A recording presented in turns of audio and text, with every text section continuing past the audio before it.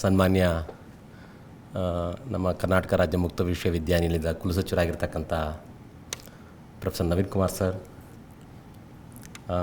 ಈ ಒಂದು ಸೆಷನ್ನ ಅಧ್ಯಕ್ಷತೆ ವಹಿಸಿರ್ತಕ್ಕಂಥ ಹಿರಿಯರು ಪ್ರಾಧ್ಯಾಪಕರಾಗಿರ್ತಕ್ಕಂಥ ಪ್ರೊಫೆಸರ್ ಮದೇವಮೂರ್ತಿ ಸರ್, ಮತ್ತು ಅಂಬೇಡ್ಕರ್ ಅಧ್ಯಯನ ಸಂಸ್ಥೆಯ ಡೈರೆಕ್ಟರ್ ಆಗಿರ್ತಕ್ಕಂಥ ಪ್ರೊಫೆಸರ್ ಶಿವಕುಮಾರ್ ಸ್ವಾಮಿಯವರೇ, ಪ್ರಾಧ್ಯಾಪಕರೇ, ಡಿಯರ್ ಡೆಲಿಗೇಟ್ಸ್ ಮತ್ತು ಮಾಧ್ಯಮ ಮಿತ್ರರು ಎಲ್ರಿಗೂ ಮತ್ತೊಮ್ಮೆ ಶುಭ ಸಂಜೆಯ ನಮಸ್ಕಾರಗಳನ್ನು ತಿಳಿಸ್ತಾ, ನಮ್ಮ ಮಾನ್ಯ ಕುಲಸಚಿವರಾಗಿರ್ತಕ್ಕಂಥ ನವೀನ್ ಕುಮಾರ್ ಸರ್ ಅವರು ಯಾವಾಗಲೂ ಮಾತಾಡಿದ್ರು ಪಾಯಿಂಟ್ ಕನೆಕ್ಟ್ ಆಗ್ತಾ ಇರ್ತಾರೆ. ತುಂಬ ಕ್ರಕ್ಸ್ ಏನು ನಿಜವಾದ ಪಾಯಿಂಟ್ ಇರುತ್ತೋ ಅದಕ್ಕೆ ಅವರು ಕನೆಕ್ಟ್ ಮಾಡಿ ಮಾತಾಡ್ತಾ ಇರ್ತಾರೆ. ಅವ್ರು ಯಾವಾಗಲೂ ಗಾಳಿಯಲ್ಲಿ ಮಾತಾಡೋದಿಲ್ಲ ಅಥವಾ ವೇಗಾಗಿ ಮಾತಾಡೋದಿಲ್ಲ, ತುಂಬ ಸ್ಪೆಸಿಫಿಕ್ಕಾಗಿ ಫೋಕಸ್ಡಾಗಿ ಮಾತಾಡ್ತಾ ಇರ್ತಾರೆ. ಅವ್ರು ಮಾತಾಡ್ತಾ ಇರ್ತಾರೆ ಅಂತ ನಾವೆಲ್ಲ ಮಾತಾಡ್ಕೊಳ್ತಾ ಇರ್ತೀವಿ, ಸರ್ ನೇರವಾಗಿ ಮಾತಾಡ್ತಾರೆ ಅಂತ. Well, thank you sir. ನಿಮ್ಮದು 2 ಪಾಯಿಂಟ ನಾನು ಅಲ್ಲಿ ಕುಳಿತುಕೊಂಡು ಅಬ್ಸರ್ವೇಷನ್ ಮಾಡಿದ್ದೀನಿ. ಡಾಕ್ಟರ್ ಶಿವಕುಮಾರ್ ಸ್ವಾಮಿ ಸರ್ಗೆ ಕೇಳ್ತಾಯಿದ್ರು, ಅಂಬೇಡ್ಕರ್ ಅವರು ಸೈಂಟಿಫಿಕ್ ಫೀಲ್ಡ್ಗೆ ಏನಾದರೂ ಕಾಂಟ್ರಿಬ್ಯೂಷನ್ ಇದೆಯಾ ಅಂತ ಹೇಳ್ತಾಯಿದ್ರು. ಬಹುಶಃ 20ನೇ ಶತಮಾನದ ಈ ದೇಶ ಕಂಡಂಥ ಬಹುದೊಡ್ಡ ಸಮಾಜ ವಿಜ್ಞಾನಿ ಯಾರಾದ್ರು ಇದ್ದಾರೆ ಅಂತಂದರೆ ಅದು ಡಾಕ್ಟರ್ ಬಾಬಾ ಸಾಹೇಬ್ರವರು. Social scientist, there are 2 scientist, ಒಂದು ನ್ಯಾಚುರಲ್ ಸೈಂಟಿಸ್ಟು, ಇನ್ನೊಂದು ಸೋಷಿಯಲ್ ಸೈಂಟಿಸ್ಟು. ಸರ್ ಅವರು ನ್ಯಾಚುರಲ್ ಸೈಂಟಿಸ್ಟ್ ವಿಂಗ್ ಬರ್ತಕ್ಕಂಥವ್ರು, ಅವರು ಸೈಂಟಿಸ್ಟೇ. ನಾವೆಲ್ಲ ಸೋಷಿಯಲ್ ಸೈಂಟಿಸ್ಟ್ಗಳು, ಸಮಾಜವನ್ನು ನಾವು ಅಧ್ಯಯನ ಮಾಡ್ತಕ್ಕಂಥವ್ರು, ಶಾಸ್ತ್ರೀಯವಾಗಿ ಅಧ್ಯಯನ ಮಾಡ್ತಕ್ಕಂಥವ್ರು. ಎಕನಾಮಿಕ್ಸರು ಅಷ್ಟೇ, economist also social scientist, journalism ಅವರು ಅಷ್ಟೇ social scientist. Ambedkar anthropology, sociology, economics, ಅನೇಕ ಜುಡಿಷಿಯಲ್ ಫೀಲ್ಡ್ ಎಲ್ಲ ಕ್ಷೇತ್ರಗಳಲ್ಲೂ ಅವರು ಅಧ್ಯಯನ ಮಾಡಿದವರು. ಅವರೊಬ್ಬ ಈ ದೇಶಕ್ಕೆ ಕಂಡಂತಕ್ಕಂಥ ಬಹುದೊಡ್ಡ ಸೋಷಿಯಲ್ ಸೈಂಟಿಸ್ಟ್. ಸಾಯಿ ದೀಪಕ್ ಅಂತ ಒಬ್ಬ ದೊಡ್ಡ ಫ್ರೀಲ್ಯಾನ್ಸ್ ಸ್ಪೀಕರ್ ಇದ್ದಾರೆ, ವಿಡಿಯೋಗಳು ಇದೆ, ನೀವು ಯೂಟ್ಯೂಬಲ್ಲಿ ನೋಡಿ. Very wonderful speaker Sai Deepak ಅಂತ. ಮೈಸೂರಿಗೂ ಬಂದಿದ್ರು ಅವರು, ಅದ್ಭುತವಾಗಿ ಮಾತಾಡ್ತಾರೆ. ಅವರು ಬಲಪಂಥೀಯವಾದಿ, ಅವರು ರೈಟ್ ವಿಂಗ್ ಆಟಿಟ್ಯೂಡ್ ಇರ್ತಕ್ಕಂಥ ಒಬ್ಬ ವೆರಿ ಔಟ್ಸ್ಟ್ಯಾಂಡಿಂಗ್ ಸ್ಕಾಲರ್. ನಾನು ತುಂಬ ಇಷ್ಟಪಡ್ತೀನಿ ಅವ್ರ ಮಾತುಗಳನ್ನು. ಅವ್ರು ಹೇಳ್ತಾರೆ, ಕಳೆದ 70 ವರ್ಷದಲ್ಲಿ ಈ ದೇಶ ಬಾಬಾ ಸಾಹೇಬ್ ಅಂಬೇಡ್ಕರ್ ಅಷ್ಟು ದೊಡ್ಡ ಮಟ್ಟದ ಸಮಾಜ ವಿಜ್ಞಾನಿಯನ್ನು, ಅವರಷ್ಟು ಕ್ಲಾರಿಟಿ ಆಫ್ ಥಾಟ್ಸು, ಅವರಷ್ಟು ಥಾಟ್ಸ್ ಇರ್ತಕ್ಕಂಥ ವ್ಯಕ್ತಿಯನ್ನು ಈ ದೇಶ ಪ್ರೊಡ್ಯೂಸ್ ಮಾಡಿಲ್ಲ ಅಂತಕ್ಕಂಥ ಮಾತನ್ನು ಬಲಪಂಥೀಯವಾದಿ ಸಾಯಿ ದೀಪಕ್ ಅವ್ರ ಮಾತುಗಳಿವು. ಸೊ ಸ್ವತಂತ್ರ ಬಂದ್ರೂ ಇಷ್ಟು ದಿವಸ 70 ವರ್ಷ ಆದ್ರೂ ಅಂಥ ಒಬ್ಬ clarity of thought, scientific temper ಇರ್ತಕ್ಕಂಥ ಸ್ಕಾಲರ್ ಈ ದೇಶ ಪ್ರೊಡ್ಯೂಸ್ ಮಾಡಲಿಲ್ಲ ಅಂತಕ್ಕಂಥದ್ದು.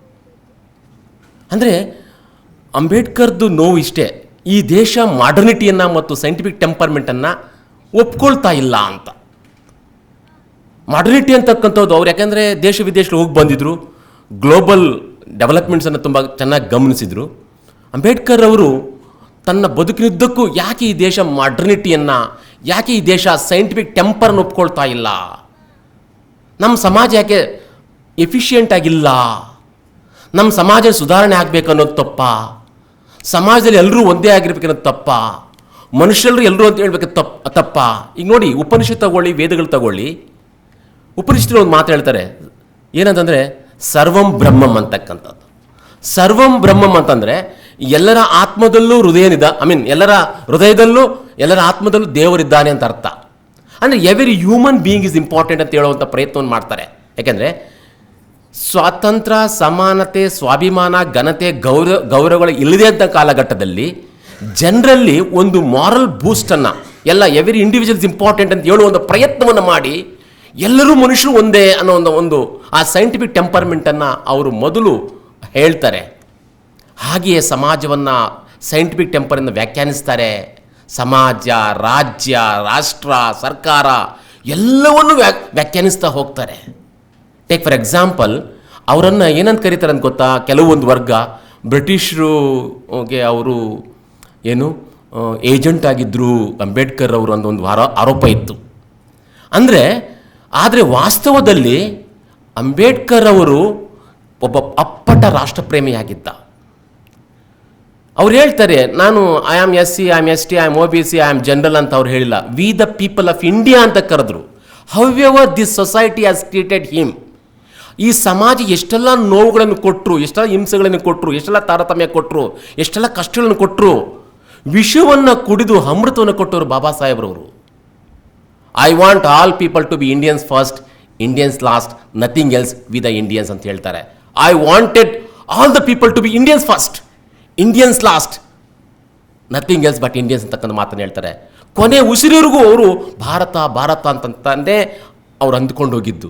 ಅಂಥ ಅಪ್ಪಟ ರಾಷ್ಟ್ರ ಪ್ರೇಮಿ, ಅಂಥ ಅಪ್ಪಟ ರಾಷ್ಟ್ರಭಕ್ತಿ ಇರ್ತಕ್ಕಂಥ ವ್ಯಕ್ತಿ, ಅಂಥ ರಾಷ್ಟ್ರೀಯವಾದಿಯನ್ನು ಅವರ ಸೈಂಟಿಫಿಕ್ ಟೆಂಪರ್ಗಳನ್ನು, ಅಂದರೆ ಅವರು ವೈಜ್ಞಾನಿಕ ಅವಲೋಕನಗಳನ್ನು, ಚರ್ಚೆಗಳನ್ನು ಈ ದೇಶ ಸಾರ್ವತ್ರಿಕವಾಗಿ ಚರ್ಚಿಸಲಿಲ್ಲ ಅಥವಾ ಅಕ್ನಾಲೇಜ್ ಮಾಡಿಲ್ಲ ಅಂತಕ್ಕಂಥದ್ದನ್ನು ನಮ್ಮ ಸರ್ ಕೂಡ ಹೇಳ್ತಾ ಇದ್ರು. ಇವತ್ತಿಗೂ ಅದು ಅಕ್ನಾಲೇಜ್ ಮಾಡ್ತಾ ಇಲ್ಲ.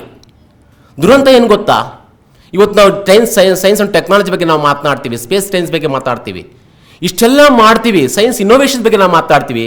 ಆದರೆ ಮನೆಗೆ ಬಂದರೆ ನಮ್ಮ ಸೈಂಟಿಫಿಕ್ ಮನೆ ಅಥವಾ ಸಮಾಜದ ಕೆಲವು ಸ್ತರಗಳಲ್ಲಿ ನಾವು ಸೈಂಟಿಫಿಕ್ ಟೆಂಪರಿಂದ ಬಿಹೇವ್ ಮಾಡೋದೇ ಇಲ್ಲ.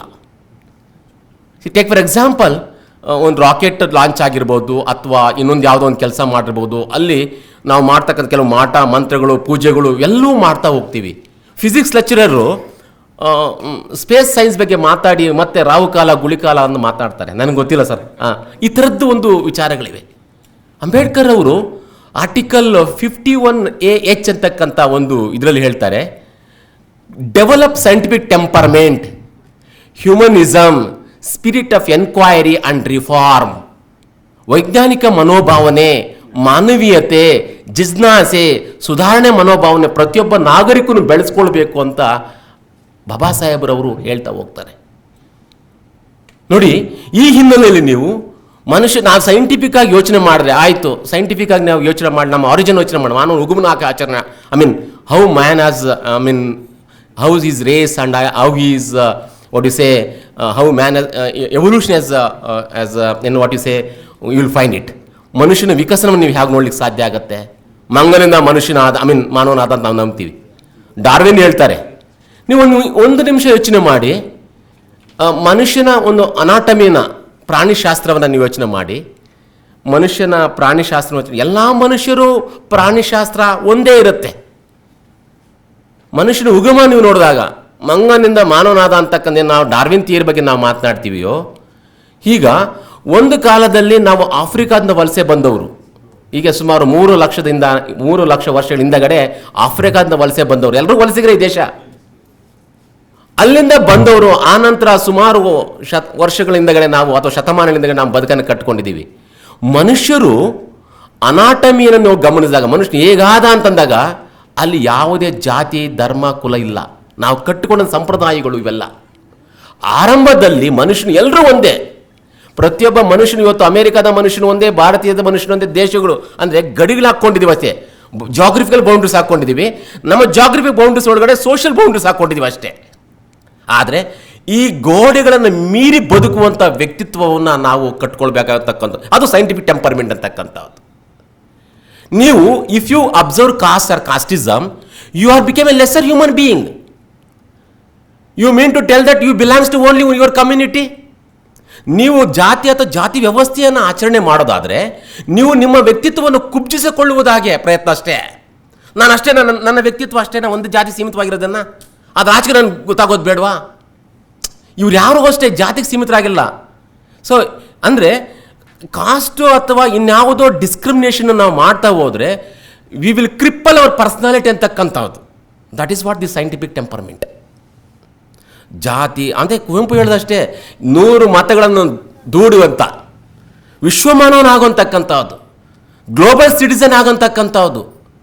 ಯಾವುದೇ ಸಂತರಾಗಿರ್ಬೋದು, ಋಷಿ ಮಾನವರಾಗಿರ್ಬೋದು, ತತ್ವಜ್ಞಾನಿಗಳಾಗಿರ್ಬೋದು, ಜ್ಞಾನಿಗಳಾಗಿರ್ಬೋದು, ಇವರೆಲ್ಲರೂ ಹೇಳೋದಂತೆ ಮನುಷ್ಯರೆಲ್ಲ ಒಂದೇ ಅಂತಕ್ಕಂಥದ್ದು. ಅದೇ ಪಂಪನ್ ಹೇಳಿದ ಮಾನವ ಜಾತಿ ತಾನೊಂದೇ ಒಲಂ ಅಂತ. ಬಟ್ ಅನ್ಫಾರ್ಚುನೇಟ್ ಆಗಿ we the people of India we are very good speakers. Sir ಹೇಳ್ತಾ ಇದ್ರು, ನಾವು ಸ್ಟೇಜ್ ಮೇಲೆ ಮಾತನಾಡ್ತೀವಿ, ಆದರೆ ನಮ್ಮೊಳಗಡೆ ನಮ್ಮಲ್ಲಿ ನಾವೆಲ್ಲ ಒಂದೇ ಅಂತಕ್ಕಂಥ ಭಾವನೆ ಇದೆಯಾ ಅಂತಕ್ಕಂಥದ್ದು ಪ್ರಶ್ನೆ. ಅದು ಮಾತಾಡ್ತೀವಿ, ಇಂಡಿಯನ್ಸ್ ತುಂಬ ಗುಡ್ ಪ್ರೀಚರ್ಸ್, ಪ್ರಾಕ್ಟೀಷನರ್ಸ್ ಆಗಿದ್ದೀವಿ ನಾವು ಅಂತಕ್ಕಂಥದ್ದು. ಸೊ ಇದರ ಬಗ್ಗೆ ನಾವು ನಮ್ಮ ಆತ್ಮಾವಲೋಕನಗಳಾಗ್ತಕ್ಕಂಥ ಅವಶ್ಯಕತೆ ಇದೆ ಅಂತಕ್ಕಂಥ ಹೇಳ್ತಾ ಇದ್ದೆ. ಮತ್ತು ಇನ್ನೊಂದು ಸರ್ ಹೇಳಿದರು, ಈ ಸಮಾಜದಲ್ಲಿ ವಂಶ ಪಾರಂಪರ್ಯ ಅಂತಕ್ಕಂಥದ್ದು ಅಂತ. ಬಹುಶಃ ಈ ದೇಶ ರಾಜರು ಕಾಲದಲ್ಲಿ ರಾಜ ಅಂತಂದರೆ ಒಂದು ವೈಭವದ ಕಾಲ ಅಂತ ನಾವು ಅಂದ್ಕೊಳ್ತೀವಿ. To be frank with you, I am a history student. ನಾನು 100% ನನಗೆ ಗೊತ್ತಿಲ್ಲ, ನಾನು ತಿಳ್ಕೊಂಡ ಹಾಗೆ ಇವತ್ತು ಮನುಷ್ಯನು ಕಂಡುಕೊಂಡಂತಕ್ಕಂಥ ಬೆಸ್ಟ್ ಫಾರ್ಮ್ ಆಫ್ ಅಡ್ಮಿನಿಸ್ಟ್ರೇಷನ್ ಅಂದರೆ democracy. There is no voice for a common people in the monarchy. ರಾಜಪ್ರಭುತ್ವದಲ್ಲಿ ಯಾವ ವ್ಯಕ್ತಿಗೂ ಬೆಲೆ ಇರಲಿಲ್ಲ. He was just a servant of a king, that's all. He was not at all a citizen. Of course, some of the kings ತುಂಬ ಬೆನೆವಲೆಂಟ್ ಆಗಿ rule ಮಾಡಿದ್ದಾರೆ, ಇಲ್ಲ ಅಂತ ನಾನು ಹೇಳ್ತಾ ಇಲ್ಲ. ಕೆಲವು ರಾಜರು ಜನ ಕಲ್ಯಾಣ ಕಾರ್ಯಕ್ರಮಗಳನ್ನು ಮಾಡಿದ್ದಾರೆ. ಆದರೆ ಬಹುತೇಕವಾಗಿ ರಾಜಪ್ರಭುತ್ವದಲ್ಲಿ ಸಾಮಾನ್ಯ ವ್ಯಕ್ತಿಗೆ ಬೆಲೆ ಇರಲಿಲ್ಲ. ಆದರೆ ಪ್ರಜಾಪ್ರಭುತ್ವದಲ್ಲಿ ಪ್ರತಿಯೊಬ್ಬ ವ್ಯಕ್ತಿಯೂ ಮುಖ್ಯನೇ. ಒಬ್ಬ ಸ್ಲಮ್ ಏರಿರ್ತಕ್ಕಂಥ ಬಡವನು ಎಷ್ಟು ಪವರ್ ಇರುತ್ತೋ ಅದಾನಿಗೂ ಅಷ್ಟೇ ಪವರ್ ಇರುತ್ತೆ. Every citizen is important. Anyone can become anything. ಇಲ್ಲಿ ಯಾರು ಬೇಕಾದ, ಇವತ್ತು ನರೇಂದ್ರ ಮೋದಿ ಅಂತಕ್ಕಂಥವ್ರು ಪ್ರೈಮ್ ಮಿನಿಸ್ಟರ್ ಆದರು, ದ್ರೌಪದಿ ಮುರ್ಮು ಪ್ರೆಸಿಡೆಂಟ್, ಯಾರು ಬೇಕು ಏನು ಬೇಕಾದ್ರೂ ಆಗ್ಬೋದು. ಅದು ಡೆಮಾಕ್ರಸಿಯ ಒಂದು ಬ್ಯೂಟಿ ಅಂತ ನಾವು ಅರ್ಥ ಮಾಡ್ಕೊಳ್ಬೇಕು. ಹಾಗೆ ಸಮಾಜ ಅಂತಕ್ಕಂಥ ರಾಜವಂಶರ ಬಗ್ಗೆ ನಾವು ಸಮಾಜ ಪ್ರಾಮಾಣಿಕವಾಗಿಲ್ಲ, ದಕ್ಷತೆಯಿಂದ ಕೂಡಿಲ್ಲ, ಕೌಶಲ್ಯದಿಂದ ಕೂಡಿಲ್ಲ ಅಂತಕ್ಕಂಥ, ಸ್ಕಿಲ್ ಇಲ್ಲ ಅಂತಕ್ಕಂಥದ್ದು, ಕ್ವಾಲಿಟಿ ಇಲ್ಲ ಅಂತಕ್ಕಂಥದ್ದು. This is A very worrying factor. ನಾವು ಸ್ಕಿಲ್ ಅಂದ ತಕ್ಷಣ ಯಾವುದೋ ಟೆಕ್ನಿಕಲ್ ಕೋರ್ಸ್ ಬಗ್ಗೆ ಮಾತನಾಡ್ತಾ ಇರ್ತೀವಿ. ನಾನು ಹಂಗೆ ನೋಡೋದಿಲ್ಲ. ನನ್ನ ಮಾತಿನಲ್ಲಿ ಸ್ಕಿಲ್ ಇದೆಯಾ, ನನ್ನ ನಡೆಯಲ್ಲಿ ಸ್ಕಿಲ್ ಇದೆಯಾ, ನನ್ನ ಪರ್ಫಾರ್ಮೆನ್ಸ್ ಸ್ಕಿಲ್ ಇದೆಯಾ, ನನ್ನ ಡ್ಯೂಟೀಸ್ನಲ್ಲಿ ಸ್ಕಿಲ್ ಇದೆಯಾ, ಇದು ನನ್ನ ಸ್ಕಿಲ್ ಅಂತ ನಾನು ಅಂದ್ಕೊಂಡಿರ್ತಕ್ಕಂಥದ್ದು. ಈಗ ನೋಡಿ ನಾವು ಎಂದೂ ಅಷ್ಟೇ ನಮ್ಮ ಶಿಕ್ಷಣ ಮತ್ತು ನಮ್ಮ ಜೀವನಕ್ಕೆ ಕನೆಕ್ಟೇ ಆಗೋದಿಲ್ಲ. ನಾವು ಎಂದೂ ಅಷ್ಟೇ ಈಗ ಸ್ಕಿಲ್ ಈಗ ನಮ್ದು ಅಗ್ರಿಕಲ್ಚರ್ ಕಂಟ್ರಿ. ಈ ದೇಶದಲ್ಲಿ ಇದುವರೆಗೂ ಅಷ್ಟೇ ಅಗ್ರಿಕಲ್ಚರಲ್ ಸ್ಕಿಲ್ ಹೇಗೆ ಬೆಳೆಸ್ಕೊಳ್ಬೇಕಂತ ಒಂದು ಶಿಕ್ಷಣ ಮಾಧ್ಯಮ ಈ ದೇಶ ಇವತ್ತು ಯಾರೂ ಹೇಳೇ ಇಲ್ಲ. ಶಿಕ್ಷಣ ಬೇರೆ. ಈಗ ಡಿಗ್ರಿ ಓದಿರ್ತಾನೆ, ಅವನಿಗೆ ಚನ್ಕೆ ತಗೊಂಡು ತೋಟದಲ್ಲಿ ಕೆಲಸ ಮಾಡೋಕ್ಕೆ ಬರೋದಿಲ್ಲ, ಸ್ಕಿಲ್ ಗೊತ್ತಿಲ್ಲ ಅವನಿಗೆ. ಬೀಜ ಬಿತ್ತನೆ ಕಾರ್ಯ ಹೇಗೆ ಮಾಡ್ಬೇಕಂತ ಗೊತ್ತಿರೋದಿಲ್ಲ, ಕೆಲಸವೇ ಸಿಗ್ತಾ ಇಲ್ಲ. ಅಂದರೆ ನಮ್ಮದು ಒಂದು ಡೆಮೋಗ್ರಫಿಕ್ ಅಂದರೆ ಪಾಪ್ಯುಲೇಷನ್ ಬರ್ಡನ್ ಆಗ್ತಾ ಹೋಗ್ತಾ ಇದೆ ಈ ದೇಶದಲ್ಲಿ ಅಂತ. ಅಂದರೆ ಡಿಗ್ರಿ ಹೋಲ್ಡರ್ಸು ಕ್ವಾಲಿಟಿ ಇಲ್ದಾಗನ ಅಂದರೆ ಬರ್ಡನ್ ಆಗ್ತಾ ಇದ್ದಾರೆ. ಅಂದರೆ ಕ್ವಾಲಿಟಿ ಅಂತಕ್ಕಂಥದ್ದಿದೆಯಲ್ಲ, skill. I think skill it should apply in everywhere of life ಅಂತ. ಕ್ವಾಲಿಟಿ, ಗುಣಮಟ್ಟ ಅಂತಕ್ಕಂಥದ್ದು ಬದುಕಿನ ಪ್ರತಿಯೊಂದಕ್ಕೂ ನಾವು ಅಪ್ಲೈ ಮಾಡಿದಾಗ ಗೊತ್ತಾಗುತ್ತೆ ನಾವು ಎಲ್ಲಿದ್ದೀವಿ, ಏನು ಮಾಡಬೇಕಾಗಿದೆ ಅಂತಕ್ಕಂಥದ್ದು. ಜಪಾನ್, ಜರ್ಮನಿ ಅಥವಾ ಈ ಥರದ್ದು ಪ್ರೋಗ್ರೆಸಿವ್ ಕಂಟ್ರೀಸ್ ಬಗ್ಗೆ ನಾವು ಮಾತನಾಡ್ತಾ ಇದ್ದೀವಿ. Still we are A developing country. ನಾನು ಸ್ಟೂಡೆಂಟ್ ಆಗಿದ್ದಾಗ ನನ್ನ ಎಕನಾಮಿಕ್ಸ್ ಪ್ರೊಫೆಸರ್ ಹೇಳ್ತಾ ಇದ್ರು, India is A developing country ಅಂತ. ಈಗ ನಾನು ಪ್ರೊಫೆಸರ್ ಆಗಿ ಒಂದು 25 ವರ್ಷ ಆಯಿತು, ನಾನು ಡೆವಲಪಿಂಗ್ ಕಂಟ್ರಿ ಅಂತಲೇ ಹೇಳ್ತಾ ಇದ್ದೀನಿ. ಹೌದಲ್ಲ ಪ್ರೊಫೆಸರ್? ಯಾವಾಗ ಈ ದೇಶ ಡೆವಲಪ್ಡ್ ಕಂಟ್ರಿಯಾಗಿ ನಾವು ಜರ್ಮನಿ, ಜಪಾನ್ ಸಾಲಲ್ಲಿ ನಿಲ್ಲಕ್ಕೆ ಸಾಧ್ಯ ಆಗತ್ತೆ? ಅದನ್ನೇ ಹೇಳ್ತಾ ಇದ್ದು ವಿಶ್ವೇಶ್ವರಯ್ಯನವರು, ಇಂಡಸ್ಟ್ರಿಯಲೈಸೇಷನ್ ಆರ್ ಪೆರಿಶ್ ಅಂತ, ಕೈಗಾರೀಕರಣ ಅಥವಾ ವಿನಾಶ ಅಂತ ಹೇಳ್ತಾ ಇದ್ರು. ಮತ್ತು ಈ ನನ್ನ ದೇಶ ಯಾವಾಗ ಜರ್ಮನಿ, ಅಮೇರಿಕಾ ಸಾಲ ನಿಲ್ಲುತ್ತೆ ಅಂತ ನನಗೆ ಅನಿಸಿದ ಹಾಗೆ ನಮ್ಮ ಸಾಮಾಜಿಕ ಕಟ್ಟುಪಾಡುಗಳು ನಾವು ಯಾವಾಗ ಬಿಡುಗಡೆ ಹೊಂತೀವೋ ಆಗ ನಮ್ಮ ಸಮಾಜ ಯಾವಾಗ ಪರಿವರ್ತನೆ ಆಗುತ್ತೋ. ಶಿಕ್ಷಣ ಅಂತಂದರೆ ಮತ್ತೊಂದು ಮಾತನ್ನು ಹೇಳಕ್ಕೆ ಇಷ್ಟಪಡ್ತೀನಿ. ಶಿಕ್ಷಣ ಅಂತಂದರೆ 1ನೇ ಕ್ಲಾಸು, 2ನೇ ಕ್ಲಾಸು ಅಥವಾ ಡಿಗ್ರಿ, KSO ಎಜುಕೇಷನ್, ಇದು ನನ್ನ ಶಿಕ್ಷಣ ಅಂತ ಅಂದ್ಕೊಳ್ಳಲ್ಲ. ಯಾವುದು ಸಮಾಜದ ಪರಿವರ್ತನೆಗೆ ಕಾರಣ ಆಗುತ್ತೋ, ಯಾವುದು ನನ್ನ ಬದುಕನ್ನು ಕಟ್ಕೊಳ್ಳೋದಕ್ಕೆ ಕಾರಣ ಆಗುತ್ತೋ, ಯಾವುದು ನಾವೆಲ್ಲ ಒಂದಾಗಿ ಬದುಕಲಿಕ್ಕೆ ಕಾರಣ ಆಗುತ್ತೋ, ಸಮಷ್ಟಿಯಾಗಿ ಬೆಳೀಲಿಕ್ಕೆ ಕಾರಣ ಆಗುತ್ತೋ, ಅದು ನಿಜವಾದ ಶಿಕ್ಷಣ ಅಂತ ಹೇಳಕ್ಕೆ ಇಚ್ಛಪಡ್ತೀನಿ. ಥ್ಯಾಂಕ್ ಯು ಸರ್, ಅವಕಾಶ ಕೊಟ್ಟಿದ್ದಕ್ಕಾಗಿ ಧನ್ಯವಾದಗಳು. ನಮಸ್ಕಾರ ಸರ್, ಥ್ಯಾಂಕ್ ಯು.